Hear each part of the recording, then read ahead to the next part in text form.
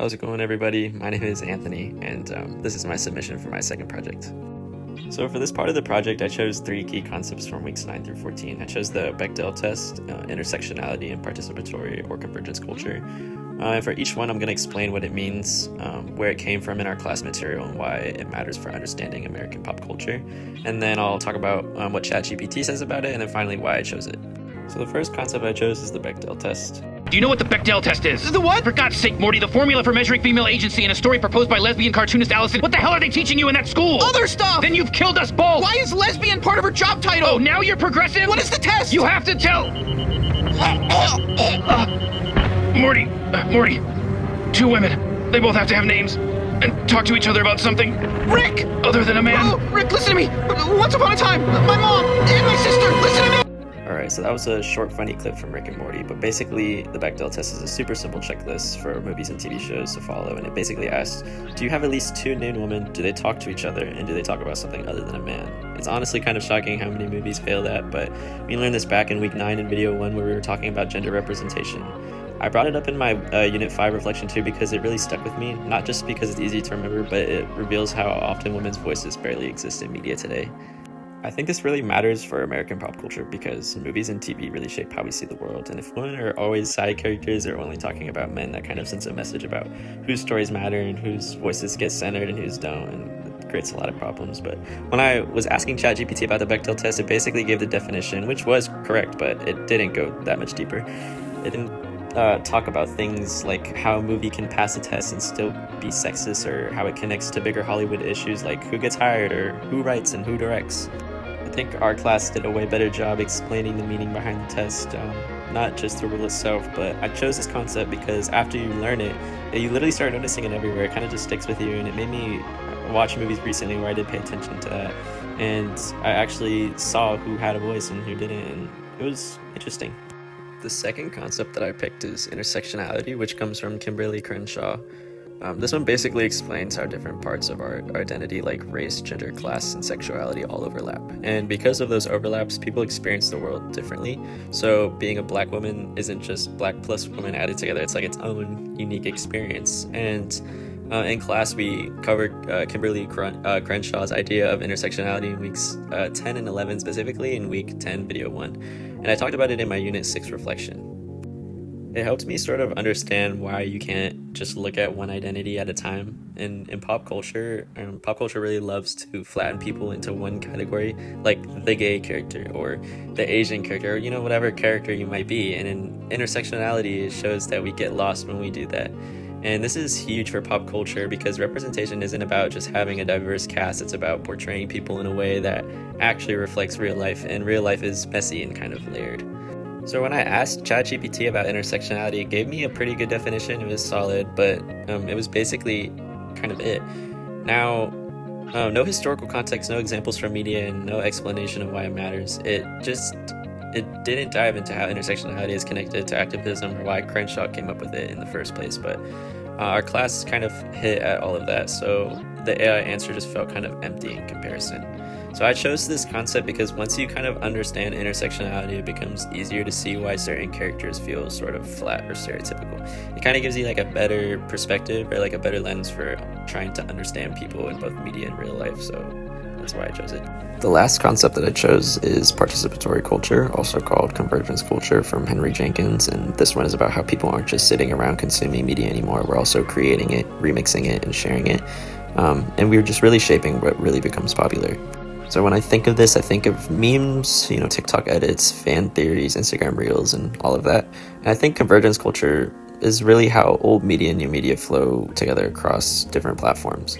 So we really covered this in week 13, video 2, and I talked about this a little bit in my Unit 7 reflection. And what I really liked about our class discussion is that we didn't just take the positive angles. Jenkins is very optimistic about participation in media like this. Now, Jenkins is very optimistic about participation, but when we compared it to Donna Boyd and Sherry Turkle, who talk about how not everybody gets equal access and how social media can repeat the same inequalities we see offline, This concept is super important to understanding modern pop culture because the way we interact with media has completely changed, and fans can now influence trends and algorithms now shape what goes viral, and companies really rely on user participation to just stay relevant. And when I asked ChatGPT about this concept, it gave me the definition again, but it didn't really bring up any of the critiques of the modern issues around power and access. That was a really big part of what we learned in class, so I think the AI answer again felt a little too optimistic and incomplete. I chose this one because it explains so much of what we see on the internet today, and it's like super important because media is now changing, and now people are getting paid an insane amount of monies to like clip farm and to make clips on YouTube and just to repost other people's content, and it's insane to me. Especially too, like creating success stories where you have people who are really small, like musical talents blowing up on like TikTok, or people creating entire fan communities and like participatory cultures just everywhere. Just like for example, Malcolm Todd. I love Malcolm Todd, and he blew up on TikTok for making this amazing song, and it went viral. But yeah, that's pretty much it. Alright, so for this part of the project, I'm going to be comparing two music videos from two totally different decades that both focus on emotion and atmosphere, but in really different ways. So the first one I'm going to be covering is Only Shallow by My Bloody Valentine, which is one of my favorite bands, and this song came out in 1991, along with the video, and it was directed by Angus Cameron. And the second one is Chichiro by Billie Eilish, which was in 2024, I believe, and that was directed by Billie herself and Sam Bennett. So my thesis here is that even though both videos capture a lot of emotional intensity, they both express it using completely different visual styles and storytelling approaches. And when you go through all 5 modes of analysis, you can really see how the cultural values of the early 90s and the 2020s, I would say, are both like worlds apart from each other. Okay, so let's start with My Bloody Valentine. The video for Only Shallow is basically a perfect example of what early 90s shoegaze was all about, so it really had dreamy, blurry, emotional, and sort of intentionally confusing themes to the song.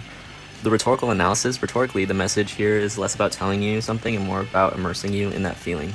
The band wants you to sort of just shut off your brain and just experience the music, so the hazy colors and the super soft focus and the flashing lights, it all says, don't think, just feel. And it's persuasion through just pure vibes. There's no story, there's no big performance, there's nothing flashy. It's almost like the video is just trying to like dissolve into the song, which matches shoegaze perfectly in my opinion.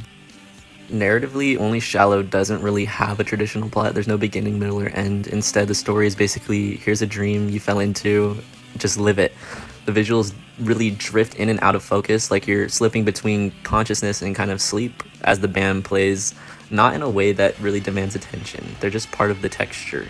The narrative is the feeling, the drifting, the softness, and just the emotional haze that you're feeling throughout the entire song. For the dramatistic analysis, we're going to be using Burke's Pentad. So for the act, the band is performing inside of like a dreamlike space. I'd say the agent is the band members, but they're really blurred to the point where they just become emotional stand-ins rather than just like actual people. The scene is like a soft, color-washed dreamscape world, kind of. The agency is the visuals, the blurs, colors, lighting, and just the shoegaze sound itself. It really immerses you. The purpose is to create an emotional escape, kind of like a world that just feels separate from reality.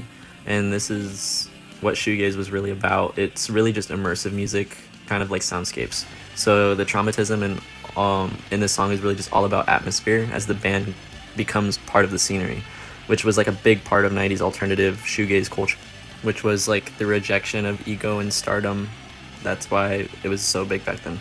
From a neo-Marxist perspective, this video pushes back against mainstream capitalist norms without being too obvious about it. In 1991, music videos were usually super sharp, polished, and like performance heavy, and all designed to sell an image. Here, My Bloody Valentine is really doing the opposite. It kind of looks like the video was made on like a low budget. The blurry visual effects kind of like reject the idea of perfect pop star, and they don't really spotlight individual members. They don't look glamorous, and they're definitely not trying to sell themselves. It's like the video kind of says, we're not here to be products, we're here to be an experience and for you to just enjoy yourselves and to just listen and vibe to the music. Okay, finally for the feminist analysis. For a feminist read, what's interesting is how Belinda Butcher is presented. She's the main singer of the band. She's not sexualized at all, which is rare for early 90s because everything was hyper sexualized. She blends into the same dreamy visuals as the male band members. Everyone looks kind of equal and gender isn't really highlighted. The video kind of treats Belinda as just like another musician, not an object of like the male gaze. And in the early 90s rock world, that's actually pretty progressive, which is pretty cool. Now, I want to move on to Billie Eilish's Chichiro, and this video is completely just different tone. Clarity and message-wise, it's modern, it's emotionally heavy, and it uses a lot of physical movement as the main storytelling tool. For the rhetorical analysis, rhetorically, Chichiro communicates like an emotional tension and confusion. Billie uses like her body, a lot of running, a lot of hiding, chasing, and resisting is like the main method of persuasion.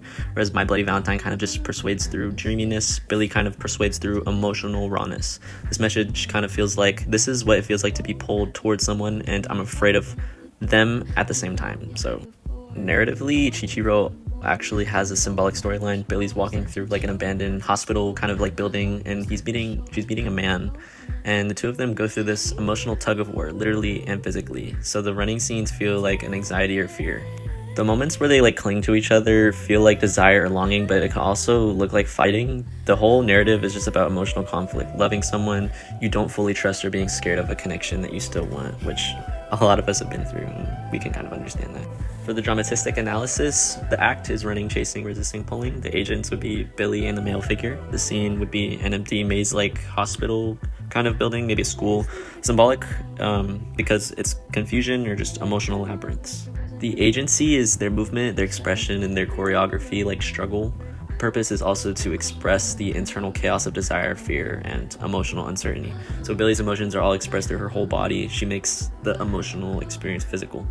For the neo-Marxist analysis, Billie's video pushes back against the hyper-polished perfection that the music industry expects from a lot of young female artists. She doesn't glamorize herself, she doesn't smile at the camera, she doesn't perform in like a pop star kind of way. Instead, she kind of shows vulnerability and confusion, which directly challenges the idea that artists must be perfect, beautiful, and controlled to be marketable. The power struggle in this video also symbolizes emotional power dynamics and relationships rather than commercial ones. For the feminist analysis, feminist-wise, Billie controls her own representation. She co-directed the entire video, she created the movements, and she presented herself in a way that isn't sexualized, which I honestly draw a lot of my style from her, and I love her fit and just her entire persona. The male figure isn't dominating her. There's equals in like an emotional pull and push. Billie embraces vulnerability, but on her own terms, and it's a very 2020s approach to femininity, which is complex, emotional, self-directed, and not tied to like the male gaze. For a conclusion, so like when you're comparing both videos, you really see the shift in cultural priorities across decades. My Bloody Valentine represents a culture that escapes into dreams and just avoids emotional directness. It's all about the vibe, the atmosphere, and just disappearing into the music, the dreamscape, while Billie Eilish represents a culture that dives headfirst more into like an emotional vulnerability. It's about confronting feelings and showing the messiness and just the rawness of everything, and using a lot of physicality to express internal conflicts. Even though both songs are very emotional, they express that emotion in completely different ways. One through more of like a dream core detachment, and the other through very intense and personal embodiment. And I think that difference really reflects where American culture was in 1991 versus where it is now today in 2025, going into 2026. So that was my project. I hope you enjoyed watching it and learned something. I really enjoyed this final second part of the project. It was really fun getting to listen to two of my probably favorite artists and songs and making connections and talking about them, because I love music. I'm a music nerd, and I'm kind of happy that this was the project, and I had a lot of fun making it. So this is an awesome song. I'm going to let it play to the end, and that's the video. Thank you for watching again.